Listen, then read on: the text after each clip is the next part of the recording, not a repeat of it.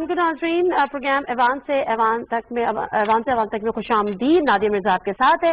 ناظرین، آج of course ہم جب بات کرتے ہیں تو پالیٹکس سے بات کرتے ہیں، آج بھی ہم اس سے بات کریں گے۔ بلاول بھٹو زرداری لاہور میں موجود تھے، وہاں انہوں نے میڈیا ایک کانفرنس بھی کی، ایک پریس کانفرنس کی، اس کے ساتھ ساتھ جو حکومتی خبریں شبلی افراز صاحب کی بھی ایک پریس کانفرنس ہمارے سامنے آئی، اور دیگر چیزیں بھی آج ہم اپنے پروگرام میں ڈسکس کرنے جا رہے ہیں۔ لیکن اس سے قبل جو ہمیں بات کرنی ہے وہ آج بات کرنی ہے جو سوشل میڈیا پہ بھی آپ نے دیکھا اور نجی چینلز پہ بھی آپ نے دیکھا، جو بھارتی فورسز کی جانب کہ جو صفاقانہ عمل اس کا سلسلہ جاری ہے، جو قابض فورسز ہے کشمیر میں، اور وہ وہاں پہ جو ایکٹ کر رہی ہیں، جس طرح سے وہاں پر ہم نے جو فوٹیج دیکھی اور جو ویژول سامنے آئے، جو تصاویر سامنے آئی، میں کہتی ہوں کہ اگر کوئی دشمن سے دشمن یا جو پتھر سے پتھر دل بھی شخص ہوگا اس کے وہ بھی شاید پگھل جائے گا۔ ایک 3 سال کا معصوم سا بچہ وہ اپنی نانا کی ڈیڈ باڈی کے اوپر، ان کے سینے کے اوپر بیٹھا ہوا رو رہا تھا، اور وجہ کیا تھی؟ ان کے نانا کون تھے؟ کیا وہ کوئی دہشت گرد تھے؟ کیا وہ کوئی ان کے پاس سے کوئی اسلحہ برآمد ہوا تھا؟ ان کی کوئی ایسی ایکٹیویٹیز تھی؟ ایسا کچھ بھی نہیں تھا۔ وہ گاڑی میں ایک سادہ سے آدمی تھے، ایک سادہ سے شخص تھے، ایک سادہ سے ملازم تھے، وہ اپنی گاڑی میں اپنے نواسے کے ساتھ کہیں جا رہے تھے، ان کو گاڑی سے اتار کے ان کے سینے پہ گولیاں چلائی ہیں اور ان کو شہید کر دیا گیا۔ اور یہاں پر بس نہیں ہوئی، اس لیے کہ اس کے بعد ہم نے یہ فوٹیج بھی دیکھی جو اس کلیم کو بھارتی فورسز کی مکمل طور پر ڈینائی کرتی ہے یا اگنور کرتی ہے کہ انہوں نے بھارتی فورسز نے ان کے اوپر پیر رکھ کے اپنے جوتے رکھ کر ان پہ تصویر بھی ہوئی، یعنی یہ تمام فوٹو سیشن بھی ہوئی۔ سوال یہاں پر یہ ہے کہ پاکستان کی جو ذمہ داریاں ہیں پاکستان وہ پوری کر رہا ہے، وہ پاکستان پوری کرتا رہا ہے، جو کچھ ماضی میں نہ ہو سکا آگے شاید ہو جائے، لیکن دنیا کہاں ہے؟ جو ہیومن رائٹس چیمپئنز ہیں، جو یونائٹڈ نیشن ہے، وہ آج کیوں سو رہی ہے؟ یہ تمام چیزیں ہیں جس پہ ہمیں بات کرنی ہے۔ اس کے بعد اس کی ماں، اس بچے کی ماں، یعنی اس جو 9 سالہ بشیر احمد خان شخص، 60 سالہ بشیر احمد خان جن کو جس طرح سے بھارتی فورسز نے مارا، اس کے بعد ان کی جو والدہ یا ان کی جو بیگم تھی خاتون، ان کا بیان سامنے آیا، ان کی بیٹی کا بیان سامنے آیا۔ وہ بچہ جس طرح سے رو رہا تھا، کیا کوئی دہشت گردی کرنے کے لیے اپنے 3 سال کے نواسے کو لے کر جائے گا؟ اور یہ پہلا واقعہ وہاں پر نہیں ہے، مقبوضہ کشمیر میں یہ جرائم ہو رہے ہیں، ان کا خاتمہ ہونا چاہیے، دنیا کو آنکھیں کھولنی چاہیے، اس پر بھی ہم بات کریں گے۔ جو پروگرام کے پینلسٹ ہیں ان سے میں آپ کا پہلے تعارف کرا دیتی ہوں۔ ہمارے ساتھ آفتاب صدیقی صاحب کچھ ہی دیر میں ہمارے ساتھ موجود ہوں گے، پی ٹی آئی کے پارلیمنٹری سیکریٹری ہیں، میری ٹائم افیئرز کے۔ عطا اللہ تارڑ صاحب پی ایم ایل این کے ڈپٹی سیکریٹری جنرل ہمارے ساتھ موجود ہیں۔ السلام علیکم عطا اللہ تارڑ صاحب، بہت شکریہ آپ کے ٹائم کا۔ حیدر زمان قریشی صاحب سیکریٹری فائنانس پیپلز پارٹی، وہ بھی ہمارے ساتھ ہوں گے۔ اور اس کے ساتھ ساتھ جو یہ واقعہ ہوا ہے مقبوضہ کشمیر میں، اس کو انٹرنیشنلی کس طرح سے دیکھا جا رہا ہے اور کیا کسی کی آنکھیں کھولنے کے لیے اس سے بڑے کسی واقعے کا انتظار کیا جا رہا ہے؟ لارڈ نذیر احمد جو کہ ممبر ہیں ہاؤس آف لارڈ کے، پریزیڈنٹ ہیں اے پی پی جے آن کشمیر یعنی آل پارٹی پارلیمانی گروپ کے۔ جی السلام علیکم لارڈ نذیر صاحب۔ وعلیکم السلام جی۔ السلام علیکم لارڈ نذیر صاحب۔ وعلیکم السلام، مجھے آپ کی آواز آ رہی ہے؟ لارڈ نذیر ہیلو جی السلام علیکم لارڈ نذیر صاحب۔ آواز آ رہی ہے؟ جی اوکے فائن، سوری میں آپ کو نہیں سن پا رہی تھی۔ لارڈ نذیر صاحب، جو بہیمانہ سلوک ہو رہا ہے، رویہ رکھا ہوا ہے بھارتی فورسز نے مقبوضہ کشمیر میں نہتی کشمیریوں پر، وہ ڈھکا چھپا تو نہیں ہے، لیکن یہ جو تصویر آئی ہے، یہ جو ویژولز آئے ہیں لرزا دینے والے، کیا انٹرنیشنل کمیونٹی کے لیے، انٹرنیشنلی جو ہیومن رائٹس چیمپئنز ہیں ان کی آنکھیں کھول دینے کے لیے کافی نہیں ہے؟ دنیا بھر میں اس کو کس طرح سے دیکھا جا رہا ہے؟ میرے خیال میں انٹرنیشنل کمیونٹی کو پتہ ہے کہ ہندوستان کی یہ ہندوتوا گورنمنٹ جو ہے وہ ابیوزرز آف ہیومن رائٹس میں انوالوڈ ہے۔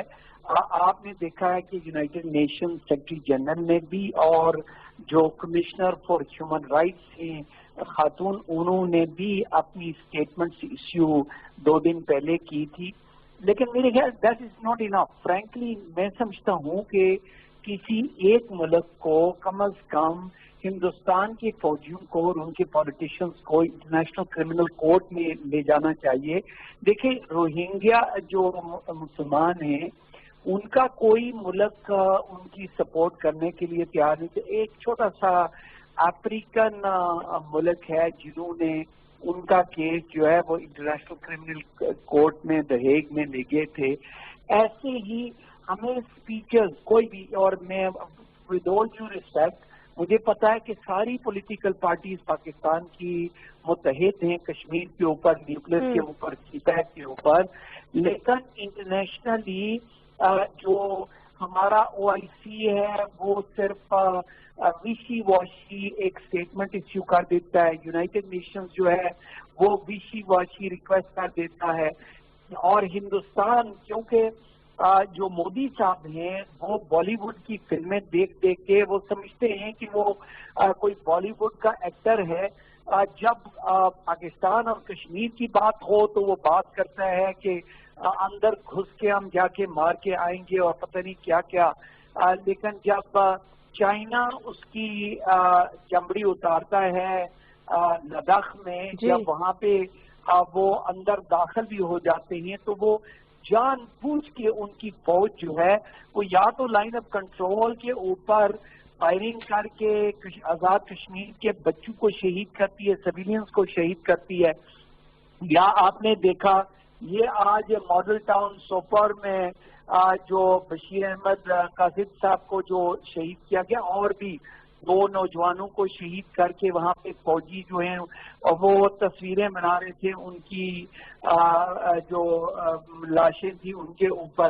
تو یہ ڈیلی کام ہے. آپ نے دیکھا ہے کہ جب سے لداخ میں چائنا کے ساتھ ان کی جھڑپیں ہوئی ہیں اس وقت سے یہ جو اٹیک ہیں کشمیریوں کے اوپر یہ مسلسل ریگولر جو ہے وہ بڑھ چکے ہیں.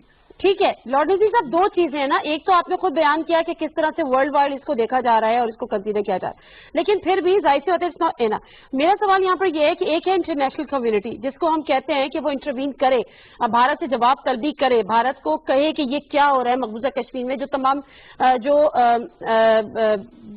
دوسری قراردادیں بھی ہیں ان کی بھی وہ اس پہ بھی عمل درآمد نہیں ہو رہا یونائٹڈ نیشن کی. دوسری طرف ہماری ایکسپیکٹیشنز ہیں اور ہونی بھی چاہیے. مسلم جو کمیونٹی ہے, مسلم ورلڈ جس کو ہم کہتے ہیں, او سی آئی سی کے اجلاس کی ہمیشہ سے بات ہوتی ہے, کشمیر کے اوپر بات ہوتی ہے. ایون دو کہ پاکستان نے بھی مطالبہ کیا تھا, شاہ محمود قریشی صاحب وزیر جو فارن منسٹر ہیں انہوں نے یہ بات کی تھی کہ تبلیغی جماعتوں کو لے کر یا ان کو لے کر کہا گیا تھا کہ پاکستان نے کرونا وہاں پہ پھیلائی, یہ تمام چیزیں اس پر بھی اجلاس بلانے کی مطالبہ کیا گیا تھا. ایسے میں آپ کیا دیکھ رہے ہیں جو مسلم ورلڈ ہے اس کا کیا ری ایکشن ہونا چاہیے جو اس طرف لیک کر رہا ہے؟ جو مسلم ورلڈ ہے ان کا تو سخت ری ایکشن ہونا چاہیے, کیونکہ ایک تو کشمیر کے اندر جو ظلم, دونوں میں آپ کو بتاؤں, ایک تو فلسطین اور کشمیر مقبوضہ فلسطین مقبوضہ کشمیر, دونوں کے اندر ایک طرف زائنسٹ جو گورنمنٹ ہے اسرائیل کی, دوسری طرف جو ہندوتوا فیشسٹ گورنمنٹ ہے دلی میں, دونوں جو ہیں وہ لینڈ گریبنگ, انیکسیشن اور کلنگ کے میں انوالو ہیں انسنٹ لوگوں کو, اور وہ ڈرانے کے لیے دوسروں کو, اور پھر کیونکہ انہوں نے نئی سیٹلمنٹس وہاں پہ کرنی ہے 35 ایپلیکیشن آف 370 اور 35A کے بعد اب انہوں نے آر ایس ایس کے 25-30 ہزار لوگوں کی اپلیکیشن اپروو کرنی شروع کر دی, جن کو وہ مقبوضہ کشمیر کے ویلی, کشمیر ویلی کے اندر ان کو سیٹلمنٹ کرنے کے لیے, جس طرح ملک کے اندر جو ہے وہ یورپین اور باہر سے جو زائنسٹ ہیں ان کو وہاں پہ سیٹل کرنے کے لیے انہوں نے پروگرام بنائے. اور آپ کو یاد ہونا چاہیے اور یاد رکھنا چاہیے کہ نیتن یاہو جو ہیں وہ مودی کو ایڈوائز کرتے ہیں کشمیر کے اوپر, اور یہ پیرالل پالیسی. تو اس کے اوپر تو کم از کم جو مسلم ورلڈ ہے, عرب لیگ تو ختم ہو چکی ہے تقریباً, لیکن جو او آئی سی ہے, یہ ڈنر کلب جو میٹ کرتے ہیں اور بڑے جناب تقریریں اور کچھ, لیکن ایک سٹیٹمنٹ دینے سے, میں فرینکلی میں برٹش ہاؤس آف لارڈ کا ممبر 22 سال سے ہوں, یہاں پہ 50 سال ہو گئے ہیں, لیکن جو مسلمان دنیا بھر میں دیکھتا ہوں دوسرے ممالک کے اندر بھی لوگ ہیں ان کا کانفیڈنس ختم ہو رہا ہے ان صحیح بات ہے، بالکل صحیح بات ہے.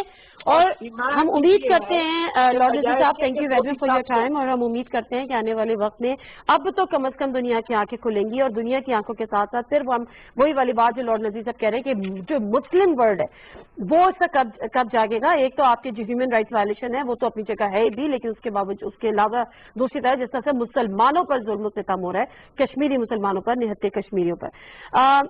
جو پینلسٹ ہیں ہمارے ساتھ ان کی طرف میں آگے بڑھتی ہوں، ذرا پاکستان کے حوالے سے بات کر لیتے ہیں. آفتاب صدیقی صاحب ہمارے ساتھ موجود ہیں. جی السلام علیکم آفتاب صدیقی صاحب. وعلیکم السلام، کیسے ہیں آپ؟ جی تھینک یو ویری مچ. آفتاب صدیقی صاحب، یہ جو کشمیر پہ جو احوال ہے ہم نے پچھلے اتوار میں دیکھا تھا، بہت سے لوگ اس کی شاید اختلاف کریں، لیکن مولانا فضل الرحمان پتہ نہیں 20 سال سے 15 سال سے کشمیر کمیٹی کے چیئرمین رہے، ہوا تو کچھ بھی نہیں.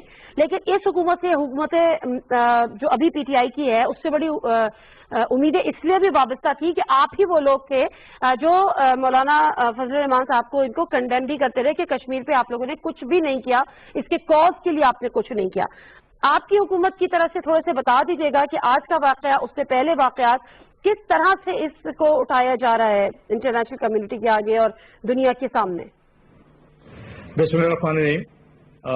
نادیہ، دیکھیں کہ جب سے ہماری حکومت آئی ہے اور اس پہ ایک پرماننٹ فارن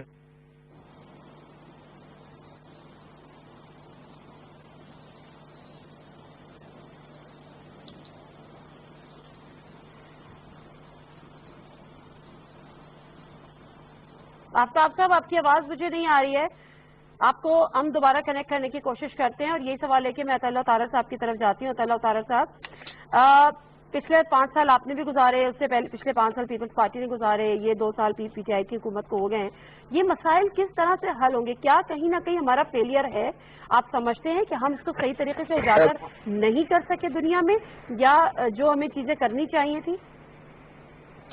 بہت شکریہ نادیہ صاحبہ. دیکھیے، پہلی بات تو یہ ہے کہ کشمیر کے کاز کے اوپر ٹوٹلی پولیٹیکل کنسنسس ہے، اور جب یہ معاملہ اجاگر ہوا اور جس طریقے سے اس کو اٹھایا گیا تو دونوں ایوانوں میں جوائنٹ ریزولوشن آیا، اور سو مچ سو کہ اپوزیشن نے اس میں ترمیم کروائی کیونکہ اس میں کچھ چیزیں مسنگ تھیں، اور کشمیر کے حوالے سے کچھ کلوزز جو تھے وہ بعد میں ایڈ کروائے گئے. تو میں سمجھتا ہوں کہ یہ ایک ایسا کاز ہے جو ہماری بقا کا تعلق اس سے ہے، ہمارے پیٹریٹزم کا تعلق اس سے ہے. تو یہ بطور پاکستانی میں سمجھتا ہوں ہماری ایمان کا حصہ ہے کشمیر کاز جو ہے. دیکھیے، بات یہ ہے کہ جو کشمیر میں آج صورتحال ہے، یہ تاریخ میں کبھی بھی ایسی صورتحال نہیں رہی. اس طرح کا لاک ڈاؤن، اس طرح کے جو بھارت نے جس طرح اس کو اسٹیٹ یونین ٹیریٹری ڈکلیئر کیا، تو اس طرح کا یہ دیکھیے تاریخ میں پہلی بار ہوا، اور اس کا رسپانس بھی روٹین کا رسپانس ریکوائرڈ نہیں تھا.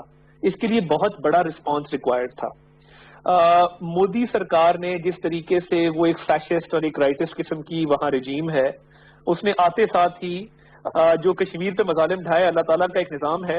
کشمیر کے مناظر ہم نے دہلی میں دیکھے، کشمیر جیسے مناظر، کیونکہ جو سٹیزن شپ لا تھا اس کے خلاف مسلمان اور باقی لوگ اٹھ کھڑے ہوئے، اور پورے بھارت میں جو مظاہرے ہوئے وہ انٹرنیشنل میڈیا نے بھی اس کو کور کیا. اس کے ساتھ ساتھ جو باقی بارڈرز ہیں، آپ نے دیکھا کہ چائنا نے جو لداخ کے ایریا میں ان کے ساتھ کیا ہے، اور جس طریقے سے بھارت کو جتنا خطرہ میرا خیال ہے مودی سے لاحق ہے، وہ شاید ماضی میں کبھی بھی کسی حکمران سے لاحق نہیں رہا. اور پاکستان کی طرف بھی جس طرح میلی آنکھ اٹھا کے دیکھا گیا، تو میں سلام پیش کرنا چاہتا ہوں ہماری آرم فورسز کو، ہماری ایئر فورس کو. جس طریقے سے ابھی لندن کا جہاز شاٹ ڈاؤن ہوا تو اس کے بعد دوبارہ ان کی ضرورت نہیں ہوئی ہماری طرف دیکھنے کی. ہیونگ سیڈ دیٹ، ہم جو لیکنگ رہا ہے ہماری طرف سے رسپانس، وہ ڈپلومیٹک فرنٹ پہ رہا ہے. آپ دیکھیے کہ United nations human rights commission کے اندر ہم جو ریکوائرڈ ووٹس تھے وہ نہ لے سکے، باوجود اس کے کہ جو عرب ممالک تھے ان کے حوالے سے ہماری اچھے ٹرمز ہیں، اس طریقے سے ڈپلومیٹکلی اس معاملے کو ہینڈل نہیں کیا گیا. ابھی بھی جو مظالم جاری ہیں، میں یہ سمجھتا ہوں کہ ان کو تو مندوبین بھیجنے چاہیے تھے، ان کو ریٹائرڈ سینئر ڈپلومیٹس کو بھیجنا چاہیے تھا، اپنے وزراء کو بھیجنا چاہیے تھا، مشیروں کو بھیجنا چاہیے تھا، اور کیپٹلز آف دا ورلڈ میں جا کے اس آواز کو اٹھانا چاہیے تھا. ناٹ اونلی دیٹ، جتنی انٹرنیشنل آرگنائزیشنز ہیں، وہ چاہے ہیومن رائٹس کی آرگنائزیشنز ہیں، وہ انٹرنیشنل کورٹ آف جسٹس ہے، وہ انٹرنیشنل کرمنل کورٹ ہے، جہاں پہ آبویسلی کنسینٹ ریکوائرڈ ہوتی ہے دونوں پارٹیز کی ٹو ریزالو اے ڈسپیوٹ، مگر یہ معاملہ کہیں دیکھنے میں نہیں آیا. ایمنیسٹی انٹرنیشنل ہے, 100 جگہیں ہیں جہاں پہ بہت سیزنڈ لوگوں کو باقاعدہ رپورٹس دے کے اور اس حوالے سے جو ہیومن رائٹس کی وائلیشنز ہیں اس کے حوالے سے بتایا جا سکتا تھا. ہم نے کیا پالیسی اپنائی؟ ہم نے جمعے والے دن آدھا گھنٹہ کھڑے ہونے کی پالیسی اپنائی, وہ بھی ہم کیری فارورڈ نہ کر سکے, اور اس ایشو کو بیک برنر پہ مجھے نہیں سمجھ آتی کیوں ڈالا گیا. ابھی بھی وقت ہے کہ اس ایشو کو اجاگر کرنا چاہیے. اور دیکھیے جو حق خود ارادیت ہے اور جو یو این سیکورٹی کاؤنسل کی اور یو این کی ریزولوشنز ہیں ان پہ عمل درآمد کے لیے اگر وہ ایسٹ ٹیمور کے لیے ہو سکتا ہے, یعنی جو ایک لیٹسٹ ایک مملکت جو آئی ہے معارض وجود میں وہ ایسٹ ٹیمور ہے, تو یہ ایک مسلمان میجورٹی ایریا کشمیر کے لیے. حکومتی نمائندے سے طارق صاحب میں اس کا جواب لے لیتی ہوں حکومتی نمائندے سے. آفتاب صدیقی صاحب, جو بات ہو رہی ہے وہ یہ ہو رہی ہے کہ جس طرح سے جو ان ایشوز کو ڈپلومیٹکلی جس طرح سے ہینڈل کرنا چاہیے تھا, ڈپلومیٹک فرنٹس پہ جس طرح سے اٹھانا چاہیے تھا, وہ نہیں اٹھا پائیں. یہ کہنا ہے پی ایم ایل این کے جو عطا اللہ طارق صاحب ہیں ان کا. یور ٹیک سر. آفتاب صدیقی صاحب آواز آ رہی ہے؟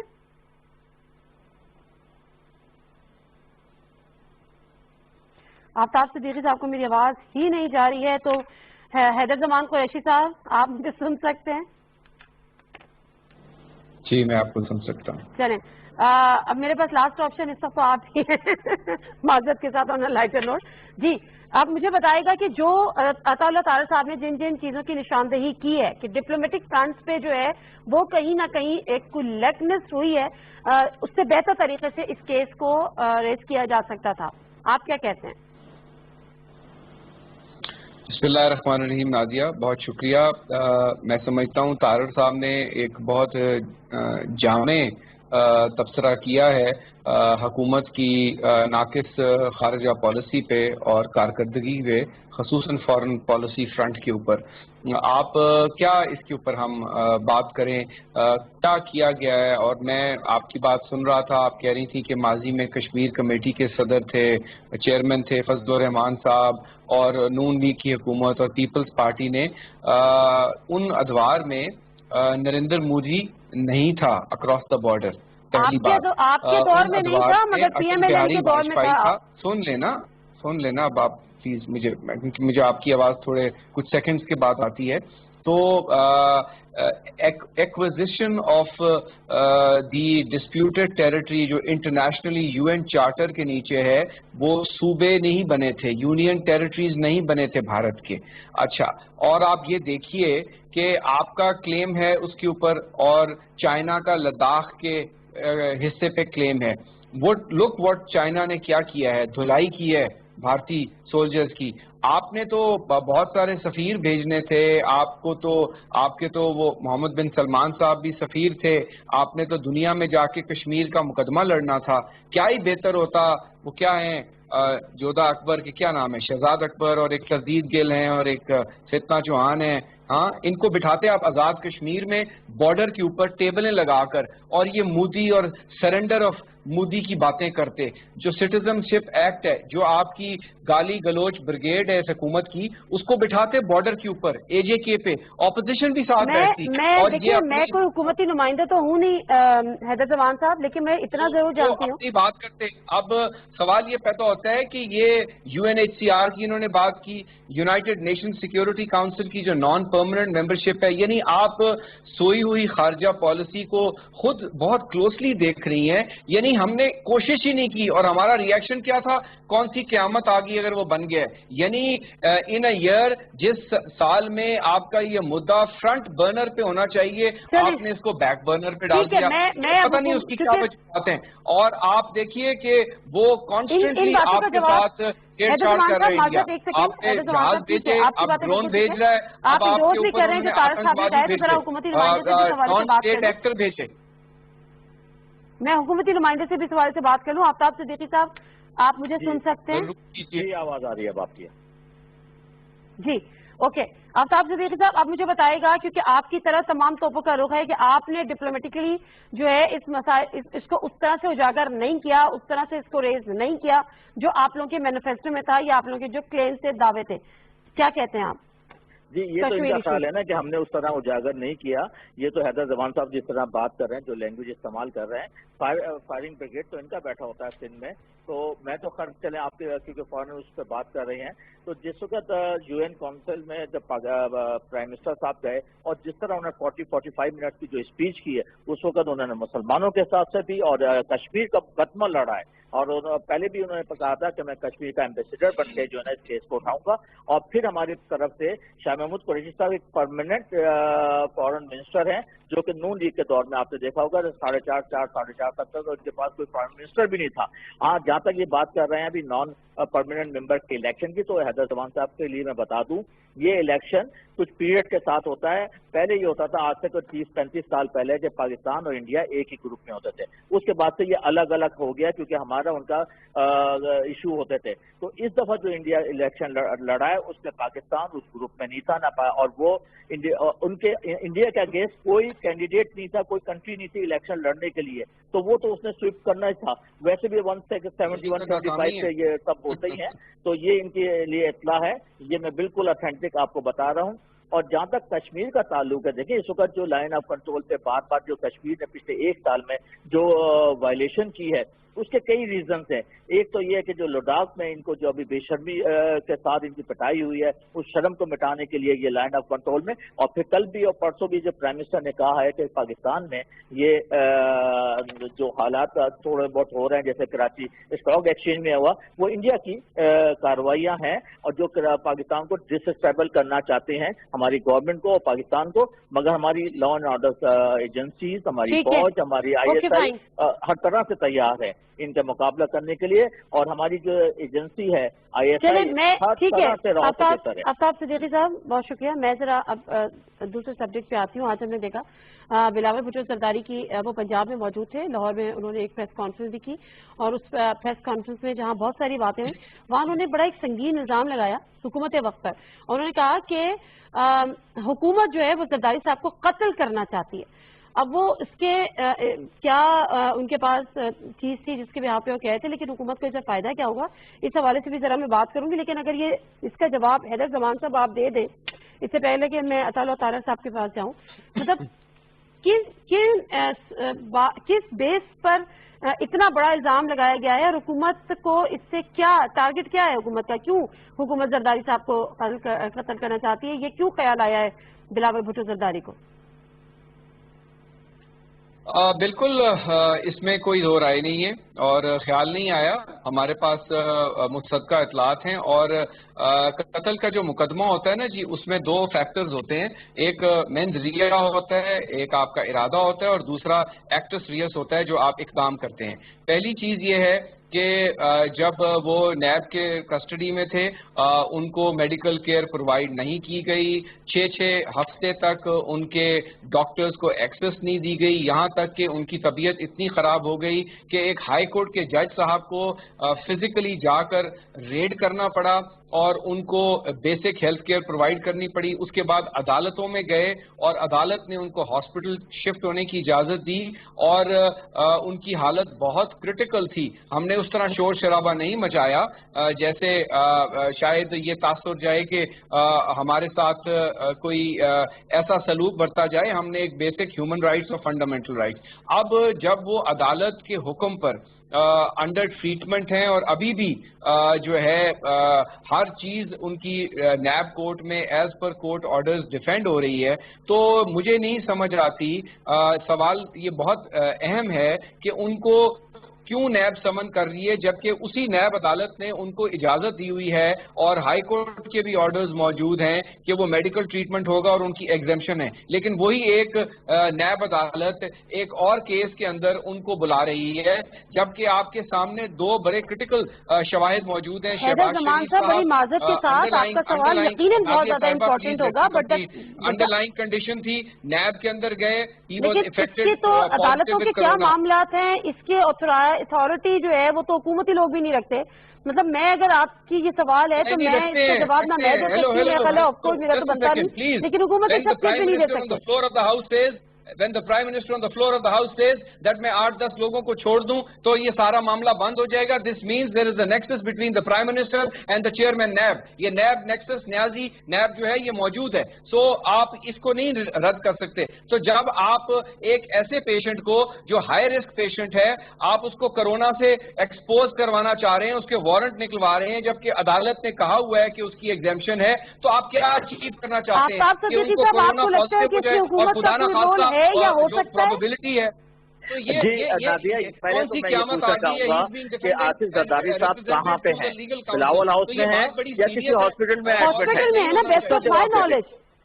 जी नहीं, ऐसा नहीं है, ऐसा नहीं है. बिलावल हाउस में पाए जाते हैं. एक दूसरा ये कि अगर नैब ने इनको कोई सम्मन किया है, आप बता सकते हैं कि मेडिकल ग्राउंड के ऊपर आप अफेयर नहीं हो सकते. 4 महीने हो गए, सुने ऐसा सब सुन लीजिए, 4 महीने हो गए, 3 से 4-5 महीने हो गए.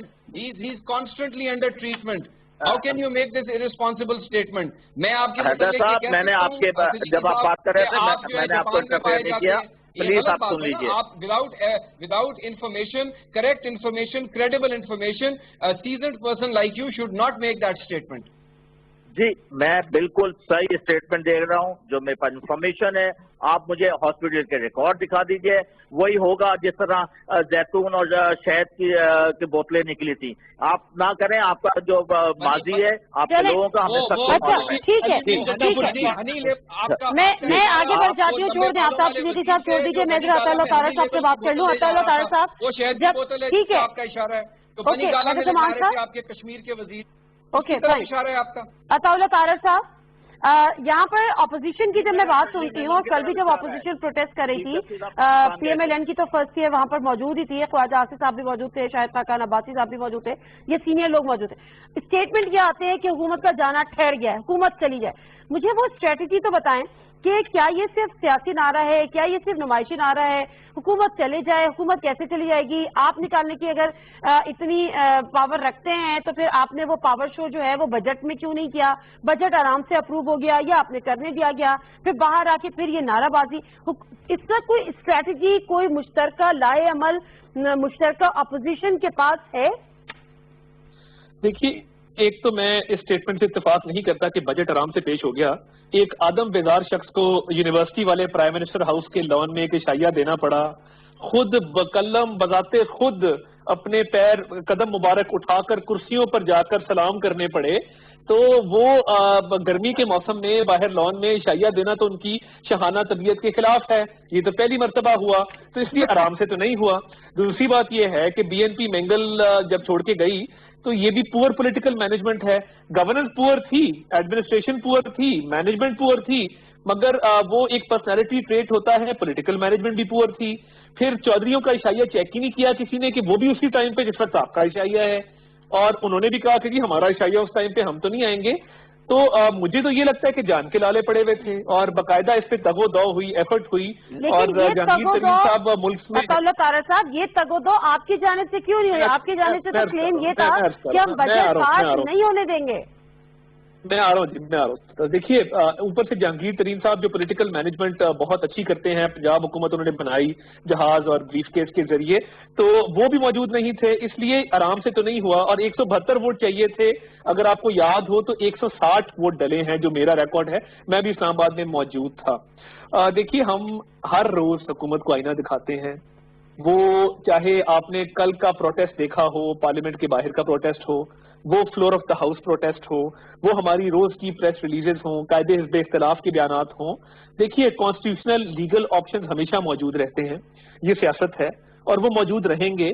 हमारा सिर्फ ये कंटेंशन है कि जिस मुल्क में 12,000 मेगावाट बिजली 5 साल में पैदा की गई, 18,000 किलोमीटर सड़कें बनाई गई. आज आप लाहौर से सक्खर ट्रैवल करें, हैदर जमान कुरैशी साहब का इलाका भी रस्ते में ही आता है, तो बेहतरीन मोटरवेज हैं. आप बहावलपुर 3.5 घंटे में पहुंचते हैं. उसके अलावा आप तैयब अर्दगान अस्पताल मुजफ्फरगढ़ से शुरू करें और PKLI लाहौर तक आ जाएं, तो सारे काबिल फख्र प्रोजेक्ट्स हैं. इस हुकूमत ने 5.3 की जो ग्रोथ थी उसको -4.4 कर दिया. 1 करोड़ नौकरियां और 50 लाख घर देने आए थे बेरोजगार अफराद जो हैं वो 1 करोड़ 20 लाख से तजावत कर गए, 50% अफराद गुर्बत की लकीर से नीचे चले गए। तो इस हुकूमत का एक दिन भी ठहरना मैं समझता हूँ कि वो मुल्क के लिए इसमें से कहीं भी मेरे सवाल का जवाब नहीं आया माजरत के साथ अताउल्लाह तारड़ साहब। मेरा सवाल जी आफताब साहब कुछ कह रहे हैं आप? जी मैं ये कहना चाह रहा हूँ बात में जवाब नहीं आएगा, आप जब सवाल करेंगे हम करना करें, पार्लियामेंट को गालियां देंगे, इस्तीफे दे के फिर वहाँ से पैसे पार्लियामेंट की तनख्वाह करें, कहीं गिरबान से पकड़ लो, हमारा स्टाइल ऑफ पॉलिटिक्स। नादिया, ये तो पहले दिन से जब इलेक्शन हुए उसके बाद से इन्होंने कहा कि जी हम स्पीकर का इलेक्शन जीत जाएंगे, स्पीकर का हुआ, डिप्टी स्पीकर का हुआ, प्राइम मिनिस्टर का हुआ, फिर प्रेसिडेंट के इलेक्शन पे इन्होंने ये किया, फिर लास्ट बजट में भी इन्होंने कहा कि जी हम बजट पास नहीं होने देंगे, इस दफा फिर इन्होंने ये कहा कि हम बजट पास नहीं होने देंगे। अल्हम्दुलिल्लाह 163 की स्ट्रेंथ वहाँ पे थी, 8 हमारे जो लोग थे कोविड से में मुब्तला पॉजिटिव आया हुआ था और कुछ लोग बाहर थे, ठीक है, मैंगल ग्रुप नहीं था हमारे साथ। मेरा कहने का मकसद है, ये तो इनकी ख्वाहिशात हैं कि 1 दिन भी रहना और 2 दिन भी रहना। हमारी जो कमिटमेंट थी वो 5 साल के लिए थी, वो 16 या 18 महीने के लिए नहीं थी। जो भी कमिटमेंट करके आए, जो मैनिफेस्टो हमने दिया है वो 5 ईयर्स के लिए दिया है। अनफॉर्चुनेटली जिस वक्त हमारी इकोनॉमी टेक ऑफ कर रही थी, हमारा करंट अकाउंट डेफिसिट 73% नीचे जा चुका था, हमारी कलेक्शन जो थी 17% अब जा रही थी SBR की, कोविड हो गया और कोरोना पूरी दुनिया में फैला है। और इसमें आप किसी भी मुल्क की इकोनॉमी को उठा के देखें, अमेरिका, यूरोप, मिडिल ईस्ट, सबकी इकोनॉमी का GDP डाउन हुआ है, इवन एक डेवलप्ड कंट्रीज का, तो ऑब्वियसली ग्रोथ लेवल हमारा भी नीचे जाना था। मगर आप देखें जो जिस कंडीशन में ये छोड़ के गए थे, कोई ये यूरोपियन मुल्क की तरह हमें ये मुल्क नहीं छोड़ के गए थे। यहाँ पे फॉरेन जो डिपॉजिट थे, रिजर्व थे, वो इस हद तक गिर चुके थे, 20 महीने में $10 बिलियन गिरे थे, जो इलेक्शन ईयर था कि नेशनल सिक्योरिटी कंप्रोमाइज हो रही थी। उसके अलावा इनके 5 साल में एक्सपोर्ट एक टेढ़ी पैनी की एक्सपोर्ट नहीं बढ़ी। इनका जो ट्रेड डेफिसिट था 38 से $40 बिलियन का था।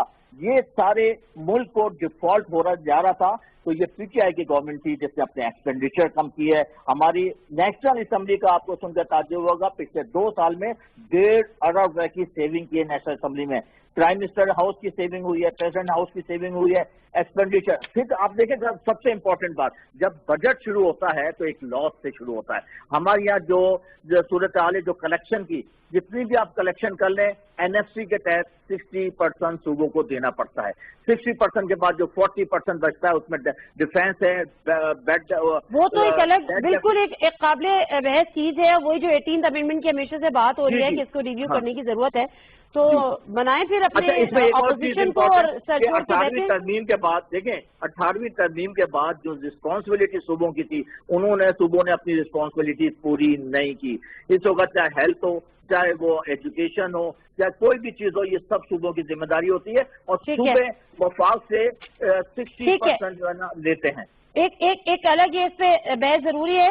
लेकिन हैदर जमान साहब, मैं वैसे एक बात सोच रही थी कि बिलावल भुट्टो जरदारी साहब बड़े अरसे बाद गए तो हैं पंजाब, लाहौर में उन्होंने प्रेस कॉन्फ्रेंस भी किया है। क्या इरादा है पंजाब में? जो पीपल्स पार्टी का रिवाइवल होना था वो हम इलेक्शन से पहले भी सुन रहे थे।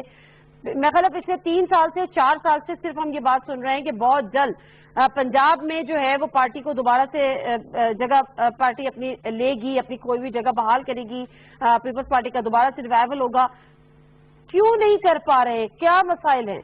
पंजाब में कहीं पीपल्स पार्टी नजर नहीं आती। आपका बड़ा मासूमाना सवाल है, मैं आपको गुजारिश कर देता हूं। कोविड से पहले यानी फरवरी मार्च में जब कोविड आया, उससे पहले हम पिछले 8 महीने से मोबिलाइज थे। जनूबी पंजाब में हमारे 3 जलसे हुए, सेंट्रल पंजाब में हुए, गिलगित बल्तिस्तान में हुए। हमने आज़ाद कश्मीर में 30 नवंबर 2019 को अपना यौम तासीस मनवाया और कश्मीरियों के साथ यकजहती की, सॉलिडारिटी की। उससे पहले पूरी गिलगित बल्तिस्तान की हर जो है डिस्ट्रिक्ट में चेयरमैन बिलावल गए। जनूबी पंजाब के लोगों की हमने टिड्डी दल की बात की। हमने पिछले साल जो PTIMF बजट था उस पे इनको एक्सपोज किया। आप थोड़े से फैक्ट चेक कर लें, हम पंजाब में बहुत डीपली चेयरमैन बिलावल मूव कर रहे थे। सिर्फ कोविड की वजह से हमने हर एक्टिविटी, बिकॉज पैंडेमिक है और हमारा इस वक्त इस साल में बिलावल भुट्टो जरदारी के कितने विजिट हुए पंजाब के? मेरी बात सुन लें, یہ جو ہے نا میڈیا اینکرز اور تمام حضرات، یہ ریوائول آپ کو نظر آئے گا جب الیکشن ہوں گے؟ حیدر صاحب ایک سوال کا جواب دے دیں، حیدر صاحب ایک سوال کا جواب دے دیں، سال 2020 میں بلاول صاحب کے کتنے وزٹس ہوئے ہیں پنجاب کے؟ سال 2020 میں بلاول صاحب کے بہت سارے وزٹس ہوئے ہیں، بہت سارے پہلے وہ جنوری میں ادھر تھے، فیبرری میں بھی ادھر تھے، جنوبی پنجاب میں تھے، اس سے پہلے سینٹرل پنجاب میں تھے۔ اب آپ اگر میری حاضری لگوائیں گی تو مجھے یہ بتا دیں کہ خان صاحب کے میاں والی کے کتنے وزٹ ہیں 2020 میں، 2019 میں؟ Let's come to the figures. میں کو خان صاحب کو تو نہیں ریپرزینٹ کر رہی نا حیدر صاحب، میں تو ایک سوال پوچھ رہی ہوں آپ کے پارٹی لیڈر کے حوالے سے۔ اب خان صاحب کا سوال آپ خان صاحب کی نمائندے سے پوچھیے گا۔ کتنی باری گئے ہیں مجھے بتائیں 2020 میں؟ 2 باری، 1 باری؟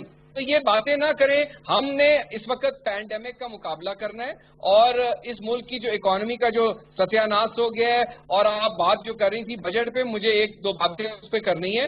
دیکھیے یہ اشائیے ہوئے، جس طرح وزارت صاحب نے کہا ہے، اتحادیوں کو ملے، منتیں کی، ترلے کیے، اس کی ضرورت محسوس نہیں ہونی تھی اگر ڈیلیوری ہوتی، اگر رویہ بہتر ہوتا، اگر پرفارمنس ہوتی۔ اور جہاں تک یہ بات ہو رہی ہے جانا ٹھہر گیا ہے، مجھے وہ ایک بات یاد آ رہی ہے، لنڈن میں ایک میڈم ٹوساڈز میوزیم ہے، اب میوزیم کا ٹائم آ گیا ہے، حکومت جائے نہ جائے خان صاحب کا مجسمہ بن جائے گا اور سم کوریڈور آف پارلیمنٹ ہاؤس میں لگ جائے گا۔ نادیہ میں جواب دینا چاہتا ہوں پلیز۔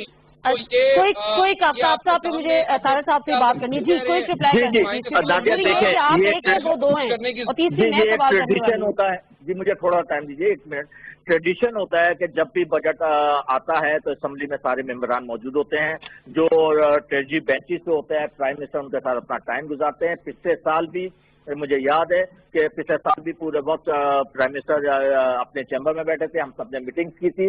اس سال بھی یہ ہوا کہ آخری 1-2 ہفتے میں پرائم منسٹر نے پورا ٹائم دیا ہے ہر حلقے کے ایم ایل اے۔ اس میں تو کوئی برائی نہیں میرا خیال ہے۔ اچھا چلیں آپ پہلے بات کمپلیٹ کر لیں۔ جی، اور یہ ٹریڈیشن ہے، یہ ہر دور میں ہوتا ہے، ایسا نہیں ہے کہ اس دفعہ خاص طور پہ یہ کیا گیا ہے۔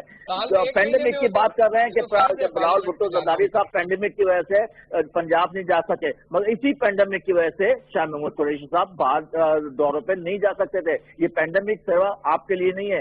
چیئرمین صاحب آپ بتا رہے ہیں کہ جی کانفرنس ہوئی، میٹنگ ہوئی، ڈنر ہوا، آپ بتائیں جی، آپ اب صرف سندھ کی حد تک محدود ہو گئے ہیں پیپلز پارٹی، اور سندھ میں بھی چند ڈسٹرکٹ کی حد تک محدود ہو گئی ہے۔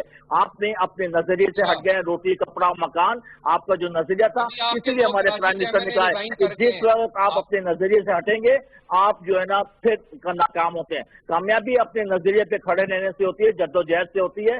آپ کی جدوجہد کیا ہے؟ آپ کے چیئرمین کی جدوجہد کیا ہے؟ ایک پرچی کے اوپر چیئرمین بن کے آپ آ گئے، آپ نے کراچی، پورے کراچی سے لے کے گلگت تک کتنے آپ نے ایریاز دیکھے ہیں، کتنی کالونی دیکھی، کتنی کچی آبادیاں دیکھی، کتنے گاؤں دیکھے، کتنے تالاب اور آفات جو آئی ہیں اس میں آپ تو کھڑے رہے ہیں۔ آپ تو گولڈن اسپون لے کے پیدا ہوئے ہیں، ورثے میں آپ کو یہ چیز مل گئی ہے، ابھی آپ کو بہت ٹائم چاہیے۔ میری ان سے ریکویسٹ یہ کہ اتنی بڑی بڑی بھڑکے مارنے کے بجائے، ایک عمران خان کا ایک ایکسپیرینس ہے، 68 ایئرس ہیں، 25 سال اس پاکستان میں انہوں نے در در کی ٹھوکریں بھی کھائی ہیں اور جدوجہد بھی کی ہے، اور آج یہی وجہ ہے اس جدوجہد کی وجہ سے کہ وہ آپ پرائم منسٹر ہیں اور وہ ڈیلیور کر رہے ہیں۔ اچھا ٹھیک ہے، عطا اللہ طارق صاحب، سوال میرا جب آپ سے تھا وہ آپ سوال کو کہیں اور میرا خیال ہے اس طرف ہم نکل گئے تھے۔ میں سمپل سی بات یہ پوچھنا چاہ رہی ہوں کہ ایک ہوتے ہیں نمائشی نعرے یا سیاسی نعرے، لیکن ایک ہوتی ہے کہ باقاعدہ طور پر سر جوڑ کر بیٹھتے ہیں اور کوئی نہ کوئی اسٹریٹجی کو پلان کرتے ہیں، چیک آؤٹ کرتے ہیں۔ وہ آپ لوگوں نے کیا کی ہے آنے والے وقت کے لیے؟ یہ کہنا بہت آسان ہے کہ جی وزیر اعظم گھر چلے جائیں گے، وزیر اعظم کو گھر جانا پڑے گا، حکومت بدلنی پڑے گی۔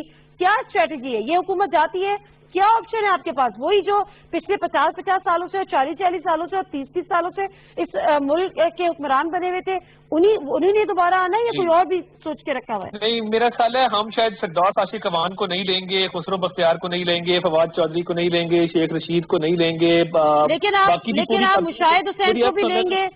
مجھے موقع دے دیں بی بی، میری بات تو میری گزارش سنتے ہیں، مجھے میں بڑی مؤدبانہ گزارش رکھنا چاہتا ہوں آپ کے سامنے۔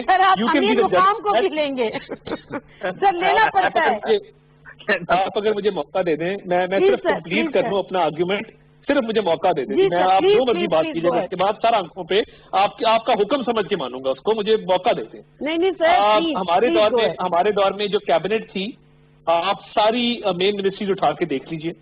خواجہ آصف صاحب, احسن اقبال صاحب, رانا تنویر صاحب, اسحاق ڈار صاحب, چودھری نثار صاحب, زید حامد ہمارا جی سوری زید حامد صاحب. جی دیکھیے, میں آپ کو کور گروپ کی بات کر رہا ہوں جو کچن کیبنٹ ہوتی ہے. کچن کیبنٹ رہتی ہے. یہ نہیں ہوتا کہ ادھر ادھر سے لوگ اکٹھے کر کے تو ایک ٹولہ بے ہنگم سا بنا دیا جائے. اور میں آپ کے 30-40 سال والے آرگیومنٹ کا رپلائی کر رہا تھا کہ 30-40 سال سے ان لوگوں نے حکمرانی کی ہے. 30-40 سال والا آرگیومنٹ ہمارے پہ آپ لاگو کرتے ہیں, تو میں 30-40 سال جو اقتدار کے شراکت دار تھے ان کے نام صرف آپ کو یاد کرا رہا تھا, باقی میرے بات کرنے کا اور کوئی مقصد نہیں تھا. نمبر 1. نمبر 2, آپ دیکھیے جو حالات ہو گئے ہیں, چودھری شجاعت صاحب نے بڑی اچھی بات کی تھی. حکومت کے اتحادیے ہمارے تو نہیں ہیں. انہوں نے کہا تھا 6 مہینے بعد کوئی وزیر اعظم بننے کو بھی تیار نہیں ہوگا. یہ جو کرنٹ اکاؤنٹ ڈیفیسٹ پہ بھنگڑے ڈالے جاتے ہیں, ڈھول بجائے جاتے ہیں, اس کی وجہ ذرا سن لیجئے. امپورٹس میں کمی آنا کوئی اچھی بات نہیں ہے کہ کرنٹ اکاؤنٹ ڈیفیسٹ کم ہو گیا ہے. آپ کی انڈسٹری بند ہے, آپ کے کیپٹل گڈ نہیں آ رہے, آپ کی باہر سے را مٹیریلز نہیں آ رہے, آپ کی باہر سے پروڈکٹس جو یہاں پہ استعمال ہوتی تھی نہیں آ رہی. ہمارے دور میں بجلی کے منصوبے لگ رہے تھے, سی پیک فل سوئنگ پہ تھا, امپورٹس بڑھ گئیں. اس کے علاوہ ہم نے تو یہ ٹیوٹا اور انڈس موٹر بند نہیں کی, ہونڈا ایٹلس ہمارے دور میں تو بند نہیں ہوئی. پہلا دور ہے گاڑیوں کی پروڈکشن اس ملک میں بند ہو گئی ہے. بہت ساری چیزیں باہر سے آتی ہیں جو ایز کیپٹل گڈ استعمال ہوتی ہیں. تو مجھے یہ نہ بتائیں, مجھے انڈسٹریل پروڈکشن بتائیں نا. وہ ہم 4.6 پہ چھوڑ کے گئے تھے, وہ 2.6 پہ آ گئے. مجھے زراعت کا بتائیں, ہم 4.7 پہ چھوڑ کے گئے تھے, وہ 4% پہ آ گئے. قرضے اتارے جو پچھلی حکومتیں لے کے گئی ہیں. ایک نادیہ, میں صرف یہ سوال پوچھنا چاہتا ہوں کہ میرا فیوریٹ ٹاپک ہے, میں کرتا ہوں آپ کو. آفتاب صاحب کا سوال لے لیں, پھر آپ کنٹینیو بے شک کر لیجیے. تارا صاحب یہ بتائیے, ایکسپورٹ اور امپورٹ میں جو گیپ تھا, وہ گیپ آپ کہاں سے پورا کرتے تھے؟ آپ کا 40 بلین کا گیپ تھا امپورٹ ایکسپورٹ کا. امپورٹ $60 بلین کی تھی, ایکسپورٹ آپ کے $20 بلین جو کہ 5 سال کے تھی. اس کے بعد آپ نے کیا کیا, آپ نے فارن ریزرو جو تھے ہمارے پاس, جو پاکستان کی جس پہ نیشنل سیکورٹی کمپرومائز ہو رہی تھی, آپ نے وہ ریزرو $10 بلین ڈالر کو آرٹیفیشلی ایسٹرائڈ پہ کھڑا کیا رکھا, اور اس کی وجہ سے جو ہے نا ہمیں پرابلم ہوئی ہے. آپ صرف اس کا جواب دے دیں, ٹریڈ ڈیفیسٹ آپ کہاں سے پورا کرتے ہیں, یہ بتائیں. وہ ڈالر نہیں ہوتے. اگر ہم چلیں آرٹیفیشلی کر لیتے, فرض کر لیا ہم نے ڈالر کو آرٹیفیشلی جو ہے وہ روپے کو اس کے مقابلے میں مضبوط رکھا ہوا تھا. ہماری گروتھ بھی جو تھی ڈیولپمنٹ لیڈ گروتھ تھی 5.3%, اور 5.3 کا مطلب ہے کہ جو پروجیکشن تھی وہ 6.4 پہ تھی. مہنگائی کی شرح وہ تھی 4% کے اوپر, جو دسمبر میں وہ 11% پہ گئی. 1 سال جھوٹ بولا گیا, کہا گیا کہ جو گروتھ جو ہے وہ 3% ہے. وہ تو حفیظ پاشا صاحب نے بتایا کہ 1.9% ہے, اور پری کووڈ وہ 4.4 پہ چلی گئی تھی. میں ٹریڈ کی طرف آ رہا ہوں. جب ڈیولپمنٹ لیڈ گروتھ ہوتی ہے اور جب انویسٹمنٹ بڑھتی ہے ملک کے اندر, تو اسی طرح آپ کی امپورٹس بھی بڑھتی ہیں. ہم ان کی حکومت کی طرح تو نہیں ہے. ابھی ویٹ کا سیزن ختم ہوا ہے, گندم کی کٹائی ہوئی ہے, ویٹ ہم امپورٹ کر رہے ہیں. یہاں پہ ویٹ ختم ہو گئی ہے, ان ابنڈنس ہونی چاہیے تھی.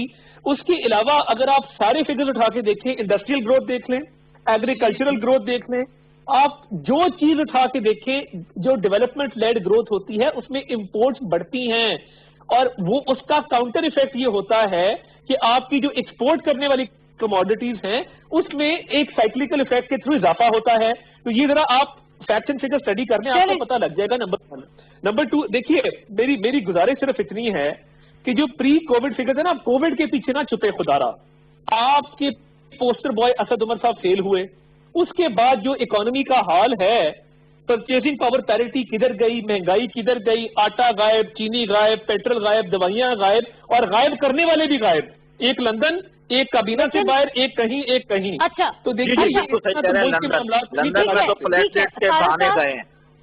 ٹھیک ہے, آفتاب صاحب کوئی کر دیں تاکہ میں ان سے بھی بات کر لوں. جی میں یہ کہہ رہا ہوں, بالکل آپ صحیح کہہ رہے ہیں. لوگ لندن گئے ہیں بہانہ کر کے, جھوٹ بول کے, پلیٹلیٹ کے بہانے گئے, وہاں جاتے ہی پلیٹلیٹ تو ان کی صحیح ہو گئی ہیں. مجھے تو شرم آتی ہے, میں تو اپنے لیڈر کو ڈیفینڈ نہیں کر سکتا اگر وہ کنوکٹڈ ہو. ہم تو یہ دعا کرتے ہیں جو کل علی زیدی نے بھی اپنے اسپیچ میں کہا اسمبلی میں کہ ہماری اولاد ہمارے لیڈر کی طرح کام کرے, اس جیسے کارنامے انجام کرے. آپ لوگ کر سکتے ہیں تو بتائیں. اچھا حیدر زمان صاحب، ایک اور چیز جو بڑی آج ابھی بلاول بھٹو زرداری نے کہا کہ میں نے مناظرے کا چیلنج دے دیا ہے. آپ نے مناظرے کا چیلنج دیا، اب ظاہر سی بات ہے وزیر اعظم تو وزیر اعظم ہے نا، وہ تو ابھی کسی پارٹی کو کے چیئرمین اپنی جگہ ہے، لیکن بہرحال دوسری طرف مراد شاہ صاحب کہتے ہیں کہ آپ وزیر اعظم کی طرح بعد میں جائے گا، پہلے آپ ذرا ہم سے مناظرہ کر لیں، ہم اس کے لیے تیار ہیں. تو کیا اس کے لیے آپ لوگ تیار ہیں؟ مراد سعید کس مراد سعید کی بات کر رہے ہیں؟ ایک ہی مراد سعید سرسوں کے تیل والے کی؟ اس کے لیے عبد القادر پٹیل رکھا ہوا ہے ہم نے. عبد القادر اسی سروائز دین وی ول کم. نہیں آج جواب آیا ہے نا مراد سعید کا، اس لیے میں نے کہا ذرا پوچھ لوں، کیونکہ بلاول بھٹو زرداری نے جب پریس کانفرنس ختم کی تو انہوں نے اپنے مناظر کی بات کی تو انہوں نے کہا پہلے آپ کی گفتگو کر لیں پھر آگے بڑھیں گے. جماعت کا لیڈر بھی ہوتا ہے، تو پی ٹی آئی کا اگر چیئرمین ہے عمران احمد نیازی تو بلاول بھٹو زرداری سے مقابلہ کرے، پرائم منسٹر کی ٹوپی اتار دے نا، مرد بنے، بزدل مت بنے اور مقابلہ کرے، فیکٹ سے بات کرے. ساری دنیا میں ہوتی ہے، ہم نون لیگ کے بھی لیڈر کو بلا لیں گے، ٹرائی پارٹائٹ ڈیبیٹ کروا لیں، اس میں کیا بری بات ہے؟ آپ ساری دنیا میں ہوتی ہے، لیکن یہاں وہ ہم بول نہیں نہ سکتے کیونکہ ہمیں عادت ہے، ہمیں رائٹ لیفٹ سے کوئی بتاتا ہے پھر ہم بولتے ہیں اور ہمیں پتہ بھی نہیں ہوتا وہ فیکٹس کیا ہیں، تو اس لیے وہ پھر تقریر کرتے ہیں، اٹھ کے چلے جاتے ہیں. بلایا جائے، پینڈیمک پہ بلایا جائے، کشمیر پہ بلایا جائے، وہ آتے ہیں تقریر کر کے چلے جاتے ہیں. اپوزیشن کو سننا چاہیے، that is the parliamentary practice. Nadia آپ کو ایبزارب کرنا چاہیے، اپوزیشن کو سننا چاہیے، لیکن جب پرائم منسٹر کی بات ہوتی ہے تو چیئرمین پی ٹی آئی کی بات نہیں ہوتی، پھر وہ پرائم منسٹر پاکستان کی بات ہوتی ہے، اور جب پرائم منسٹر پاکستان پارلیمنٹ میں خطاب کرے تو پھر اپوزیشن کو بھی تو بیٹھ کے سننی چاہیے. بات کر سکتے ہیں. جی دیکھیں، کل بھی یہ ہوا جس وقت پرائم منسٹر آف پاکستان نے اسپیچ شروع کی، اس سے پہلے یہ واک آؤٹ کر کے چلے گئے، سب سے سب اسمبلی خالی کر کے چلے گئے. اور بلاول بھٹو زرداری صاحب کا ہوتا کیا ہے، وہ اپنی اسپیچ کرتے ہیں اور اس کے بعد اٹھ کے چلے جاتے ہیں، جواب بھی نہیں سنتے. یہ ریکارڈ ہے، آپ اسمبلی سے نکال لیجیے، ڈیٹا نکال لیجیے، ریکارڈ ہے ان کا کہ اسپیچ کی، چلے گئے، اس کے بعد اس کا جواب سننے کا گوارہ ہی نہیں کرتے. تو یہ تو کل انہوں نے ظاہر گمشدہ وزیر اعظم ہوتا ہے، کس وجہ سے آپ اسمبلی سے اٹھ کے گئے؟ اس کے لیے ہم نوٹس نکلوا رہے ہوتے ہیں. نہیں آپ کل اسمبلی چھوڑ کے کیوں گئے جب آپ کو پتا تھا کہ پرائم منسٹر نے اسپیچ کرنی ہے؟ آپ چھوڑ کے کیوں گئے؟ کیا وجہ تھی؟ ایسے کیا ریزن تھے جو آپ کو ناگوار گزرے؟ ہمیں کیا پتا تھا کہ چاند نکلنا ہے؟ ہمیں کو بتایا گیا تھا کہ انہوں نے آنا ہے؟ صاحب یہ اسمبلی کا ٹریڈیشن ہوتا ہے، یہ پہلے سے پتا ہوتا ہے. نہیں جی، اجلاس تو روز ہوتا ہے، پچھلے 56 ہفتے سے ہو رہا ہے. کتنی طارق صاحب وہ آپ نے ویڈنسڈے گنے 17 اگست 2018 سے ویڈنسڈیز گن لیں، وہ کل بھی ایک ویڈنسڈے تھا. مطلب ہے کتنے وقفہ سوالات گزر گئے، وہ وقفہ، وہ سوالات، وہ ایوان ویرانہ ہے، وہ دیکھتا ہے اس وزیر اعظم کو، لیکن وزیر اعظم جو ہے وہ مسخرہ پن اور کامیڈین اور اس قسم کی چیزیں کرتے ہیں، محظوظ کرتے ہیں، جو سنجیدہ بات ہے وہ نہیں کرنی چاہیے. جو پہلا سوال کیا تھا اس کا جواب ابھی تک نہیں آیا. کوئی مشترکہ لاہے عمل اپوزیشن تیار کر پائی ہے یا یہ جو جانے کے ختم ہونے کے نعرے سے last comment sir. You bring a parliamentary leader, آپ اپنے پی ٹی آئی کے پارلیمنٹری لیڈر کو لے آئیں، ان کو بھی چیک کر دیں گے. اچھا حیدر زمان صاحب، طارق صاحب سے لاسٹ کوشچن کریں گے پلیز. طارق صاحب. جی دیکھیے، وہ میں نے آپ کو عرض کیا نا کہ بات یہ ہے کہ جو چودھری شجاعت صاحب کی سٹیٹمنٹ میں نے کوٹ کی، فریش الیکشنز ہی اس ملک کے مسائل کا حل ہے، کیونکہ ان لوگوں نے جن معاملات کو جس نہج پہ پہنچا دیا ہے، ایک نیگیٹو سینٹیمنٹ اٹیچ ہو گیا ہے ہر چیز کے ساتھ. پتہ نہیں جب آپ کے سینئر لوگوں سے بات کی جاتی ہے تو وہ کہتے ہیں کہ ہم تو چاہتے ہیں کہ یہ حکومت مدت کمپلیٹ کرے، جمہوری روایات کو پھر آپ کدھر تحس نحس نہیں کر رہے. آپ کے دور میں آپ کہتے تھے 5 سال مکمل کر دیں، ہم ڈلیور نہیں کریں گے، عوام کسی اور میں نے کوئی طریقہ کار پہ تو کامنٹ نہیں کیا، میں نے تو طریقہ کار پہ تو کامنٹ نہیں کیا، وہ تو آپ ازیوم کر رہی ہیں نا. میرے نزدیک یہ تمام مسائل کا حل ہے کہ فریش الیکشنز ہوں، فریش مینڈیٹ ہو اور اس ملک کو ٹھیک ڈگر پہ چلایا جائے. یہ میرا اوپینین ہے. اب میں نے کوئی ان کانسٹیٹیوشنل انلیگل بات تو کی نہیں، پوری دنیا میں الیکشنز ہوتے ہیں تو ہو جائیں گے تو کوئی اتنی قیامت نہیں آ جائے گی. آپ کا اوپینین ہے، ٹھیک ہے، آپ کی رائے. بہت شکریہ طاہر صاحب پروگرام جوائن کرنے کا. حیدر زمان صاحب بھی اور آفتاب صدیقی صاحب بھی پروگرام سے بھی ناظرین سے کوئی اجازت. اللہ حافظ.